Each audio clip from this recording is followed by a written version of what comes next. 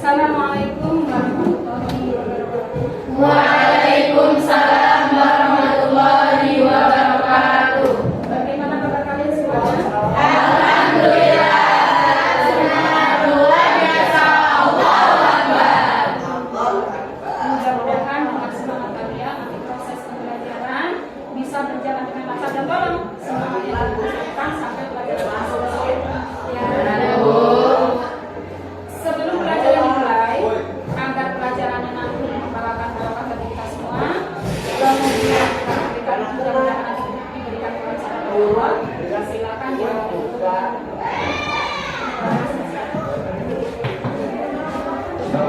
Mulai. Bismillahirrahmanirrahim.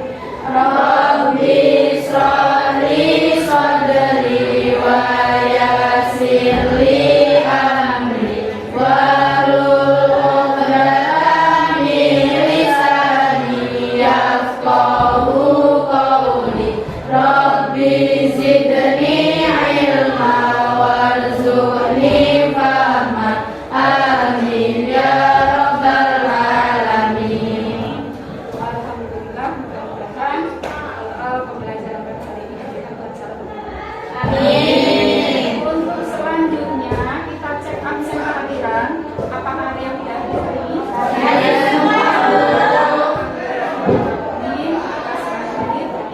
Semuanya insya Allah diberi kesiapan dan tentunya kesehatan ya. Amin. Langsung saja, di sini Ibu akan menyampaikan materi tentang bagaimana sejarah dakwah Rasulullah SAW di Islam.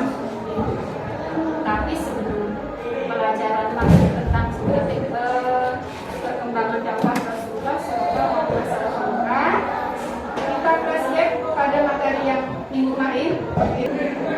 Kita lihat di sini kita akan membahas tentang substansi dan strategi dakwah Rasulullah SAW di Makkah dengan peta konsep. Yang pertama dimulai dari bagaimana kondisi masyarakat Mekah sebelum Islam, kemudian dilanjutkan dengan bagaimana sih atau apa sih misi dakwah Nabi Muhammad SAW setelah misi dakwah ditentukan oleh Rasulullah, kemudian dengan cara apa atau strategi apa yang diterapkan oleh Rasulullah ketika melakukan dakwahnya di Mekah. Kemudian selanjutnya kita lihat di sini tujuan pembelajaran yang ingin dicapai pada materi ini adalah yang pertama diharapkan siswa atau peserta didik itu mampu menganalisis bagaimana substansi dan strategi dakwah Rasulullah di Mekah. Setelah dianalisis oleh kalian, nanti kalian juga diharapkan mampu memahami sejarah dakwah Rasulullah di Mekah itu seperti apa. Kemudian yang ketiga ada bagaimana cara berkaitan dengan bagaimana strategi Rasulullah dalam berdakwah berkaitan dengan memahami dakwah secara siriyah dan jahiliyah. Kemudian untuk berikutnya langsung ke materi. Misi dakwah Rasulullah SAW. Di sini ada kata kuncinya yaitu dakwah. Sekarang kira-kira siapa yang tahu tentang definisi dari dakwah? Definisi dakwah ya? Menyampaikan ajaran-ajaran tauhid yang benar yang diajarkan oleh Allah. Menyampaikan ajaran-ajaran tauhid yang benar yang diajarkan oleh Allah. Ada lagi silakan dari kelompok lain. Dari kelompok lain silakan. Silakan melengkapi jawaban dari kawan kalian Sofia silakan. Pengertian dari dakwah silakan. Apa? Selain dari jawaban Sofia silakan. Silakan dilengkapi. Pengertian dari dakwah apa? Secara singkat juga nggak usah apa. Dakwah merupakan penyampaian ajaran-ajaran Islam yang datang dari Allah melalui orang-orang pilihan kepala Allah. Dakwah adalah menyampaikan kebenaran yang datang dari Allah melalui urusan-urusan Allah. Ini pada dasarnya apa definisi dari dakwah yang disampaikan oleh kawan kalian? Di sini ada Sofia, kemudian ada Azera. Pada dasarnya karena dakwah ini adalah mengajak untuk melakukan kebaikan secara sederhana saja. Berarti di sini akan kita bahas bagaimana sahabat Rasulullah mengajak masyarakat Arab untuk menuju jalan. Kemudian misi atau tujuan dakwah Rasulullah ini tujuannya ke arah mana? Yang pertama, misi secara garis besarnya ini adalah tujuannya ke arah pembenahan tauhid atau keimanan. Yang kemudian yang kedua dilanjutkan dengan perbaikan ke arah akhlak. Mengapa demikian? Karena masyarakat Arab sebelum Islam itu dari segi ketauhidannya mereka itu menyembah selain Allah. Betul? Ada yang menyembah berhala, ada yang menyembah jin, ruhan dan lain sebagainya. Ada yang menyembah selain. Meskipun sebaliknya ada sebagian kecil yang sudah menganut agama yang sudah disebarkan oleh Nabi sebelumnya, yaitu Nabi Ibrahim dengan agama Hanifiyah. Tapi pengikutnya mulai berpindah ke dalam ajaran menyembah berhala. Kemudian makanya di sini Rasulullah perlu adanya penekanan bagaimana caranya untuk merubah keyakinan masyarakat Arab ke jalan yang lurus. Jadi pembenahan di sini adalah yang pertama prioritasnya adalah pembenahan tentang ketauhidan. Kemudian yang kedua, karena masyarakat Arab ini mempunyai kebiasaan-kebiasaan buruk, masih ada kebiasaan buruk yang diterapkan oleh masyarakat Arab. Contoh saja, coba. Oh ya, sebentar ya. Ini jadi kemarin ya, masih ingat ya? Untuk pembagian kelompok di minggu yang kemarin kita sudah belajar ya. Kita bagi kelompok temanya sesuai dengan tema materi kita SKI. Jadi yang sudah masih ada itu kelompok Aisyah, ya. Yang ada kelompok Khadijah. Nah, yang di sini ada kelompok siapa?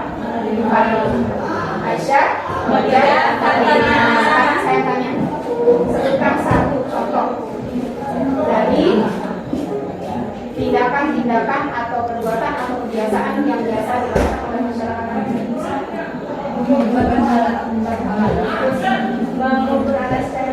Kemudian satu sekarang. Ayo, kan? Jadi yang kalian sebutkan tadi sudah betul semua, meskipun masih ada kebiasaan-kebiasaan dari mana masyarakat Arab dari segi akhlak. Makanya orang Arab pada kemudian berikutnya, bagaimana respon masyarakat Arab terhadap dakwah Rasulullah untuk merubah keyakinan dan kebiasaan itu membutuhkan waktu yang sangat panjang dan tantangan yang luar biasa sekali. Oleh karenanya diawali dari penolakan dari masyarakat Arab pada saat itu. Jadi sebagian besar itu menolak kehadiran Rasulullah dakwah di Mekah. Kemudian kunci keberhasilan dakwah Islam. Nah, selama berdakwah 3 tahun di Mekah, banyak sekali keberhasilan yang sudah diperoleh oleh Rasulullah atau diraih oleh Rasulullah, meskipun tingkat keberhasilan itu masih sangat kecil. Karena pada saat itu Islam masih jumlahnya masih sangat sedikit. Dakwah Islam Nabi Muhammad memiliki karakter pendukung, yaitu yang pertama, karena Rasulullah selalu memiliki sifat sabar dalam percakapan. Yang kedua, kegigihan dan kekuatan dalam Islam. Yang ketiga, memiliki keyakinan yang kuat, kemudian memiliki akhlak yang kuat sehingga beliau dijadikan sebagai uswatun hasanah. Kemudian untuk yang terakhir, materi yang terakhir ini, bagaimana sih strategi yang diterapkan oleh Rasulullah ketika berdakwah di Mekah menghadapi orang-orang masyarakat Quraisy yang pada saat itu sangat menolak dakwah Rasulullah. Di sini ada 2 metode, yaitu dakwah secara sembunyi-sembunyi atau syiar, dan dakwah secara terang-terangan atau jihad. Dakwah dilakukan secara sembunyi-sembunyi apakah karena Rasulullah takut? Tetapi karena pengikut Islam jumlahnya masih sedikit, sementara ancaman semakin banyak. Perlu dilakukan dakwah terlebih dahulu kepada para sahabat-sahabat. Sampai itu juga nanti akan dilakukan pemetaan dakwah, itu salah satu tujuan mengapa Rasulullah berdakwah secara sembunyi-sembunyi. Dan yang terakhir, dakwah secara terang-terangan karena Rasulullah adalah seorang hamba yang sangat taat kepada Allah. Jadi apapun perintah Allah akan beliau laksanakan. Setelah Allah menurunkan wahyu surat Al-Hijr ayat 94, maka Rasulullah harus menjalankan tugas dari Allah, yaitu berdakwah secara terang-terangan tanpa ada rasa takut, rasa gentar, rasa malas, dan rasa-rasa yang membuat Rasulullah berhenti untuk melakukan dakwah. Jadi materi ini seputar tentang tadi strategi dakwah Rasulullah SAW dan substansi dakwah Rasulullah SAW. Masih tetap semangat? Masih. Mana cara bagian untuk menyemangati diri kalian? Alhamdulillah. Luar biasa. Allahu Akbar. Sekarang kita masuk pada inti pembelajaran.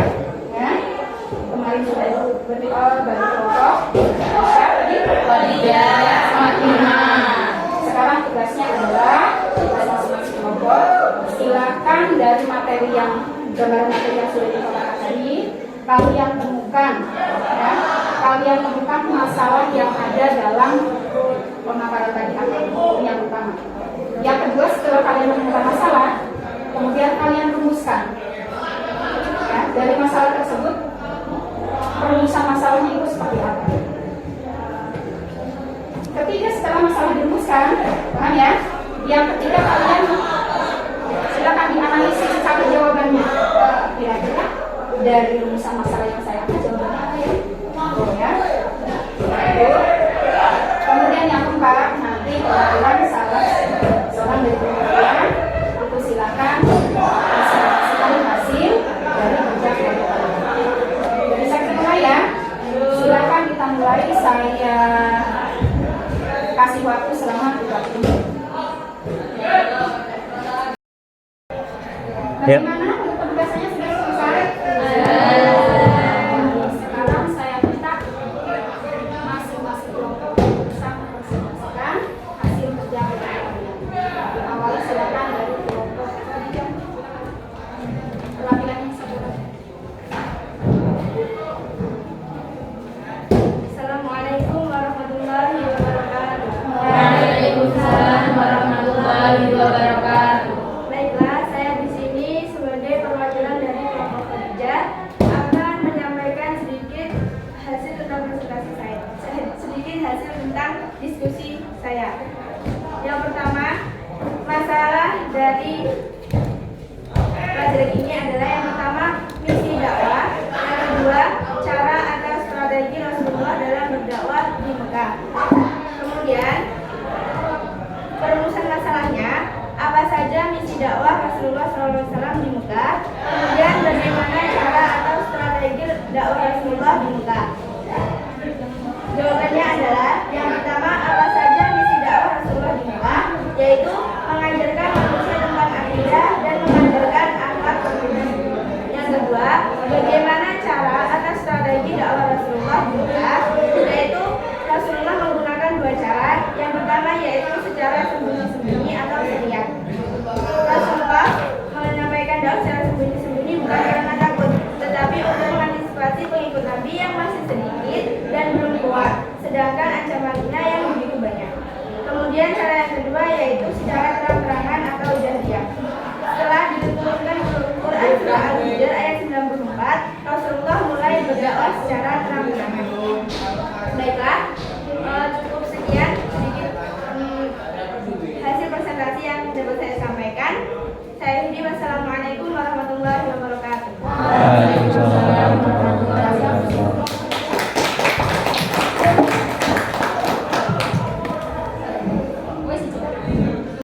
Dari hasil diskusi kerja kalian, sudah kalian akan hasilnya masing-masing dari setiap kelompok. Ada Khadijah, kemudian ada kelompok Aisyah, juga ada kelompok Fatimah.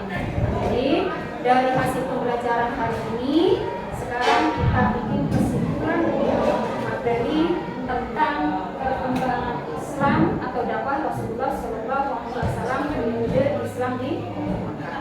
Sekarang kita ambil kesimpulannya. Saya minta dari masing-masing kelompok silakan mengemukakan kesimpulan, satu kesimpulan ya, satu kesimpulan dari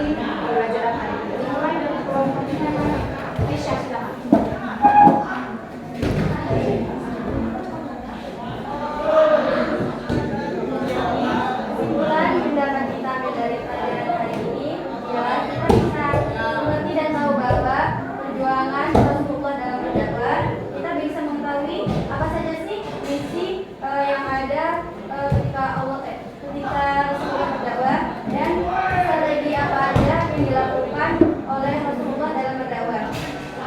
Jadi ada beberapa misi yang dilakukan oleh Rasulullah dalam berdakwah. Yang pertama adalah mengajarkan kepada manusia tentang akidah dan tauhid. Yang kedua, mengajarkan akhlak yang terpuji kepada manusia. Dan juga yang kedua, strategi yang dilakukan oleh Rasulullah ketika berdakwah. Dan dua, yang pertama, strategi secara sembunyi-sembunyi. Mengapa Rasulullah melakukan berdakwah secara sembunyi-sembunyi? Karena pada masa itu pengikut dakwah Islam itu masih sedikit dan banyak juga ancaman dari kaum Quraisy. Yang kedua adalah dakwah secara terang-terangan yang dilakukan oleh Rasulullah. Karena Rasulullah Rasulullah harus kuat dalam menyebarkan agama Islam semakin banyak. Jadi itu yang dapat kami simpulkan. Kemudian silakan dari Fatimah ya, silakan beri kesimpulan secara singkat. Jadi kesimpulan yang dapat kami sampaikan dari pelajaran ini, pertama kita bisa mengetahui bahwa betapa susah payahnya perjuangan Rasulullah untuk menyebarkan agama Islam di kota Makkah, yakni dengan berbagai misi dan strategi. Ya, misinya ini dakwah Rasulullah ini mengajarkan kepada manusia tentang akidah dan larangan menyembah selain Allah SWT, menegaskan iman adanya dan kebaikan. Dan kita juga bisa mengetahui strategi apa saja yang dilakukan oleh Rasulullah pada saat menyebarkan agama Islam dengan cara dakwah secara sembunyi atau syariah dan terang-terangan secara jahiliyah. Dan secara sembunyi seperti karena bukan Rasulullah takut, tapi karena pengikut Nabi yang masih berjumlah sedikit dan tadi ancamannya semakin kuat. Dan secara terang-terangan ini karena sudah dapat perintah langsung dari Allah untuk Nabi Muhammad agar tidak takut dan tidak ragu untuk menyebarkan agama Islam. Dari hasil kesimpulan yang diambil dari masing-masing kelompok, bisa kita simpulkan secara umum bahwasanya penekanan dakwah Rasulullah SAW adalah ditekankan kepada bidang pembenahan tauhid atau akidah yang kemudian dilanjutkan dengan strategi yang digunakan Rasulullah dalam berdakwah. Strategi secara sembunyi, kemudian dan tugas berikutnya kita sebagai generasi muda, dakwah Rasulullah itu tidak berhenti sampai di sini. Kita sebagai generasi muda harus bisa melanjutkan dakwah Rasulullah. Kita masa depan mulai dari ini dan saya kira untuk pembelajaran kita pada malam hari ini yang berkaitan dengan substansi dan strategi dakwah Rasulullah kita cukupkan sampai di sini. Sudah paham semua ya? Insya Allah. Dan marilah pembelajaran ini kita tutup bersama-sama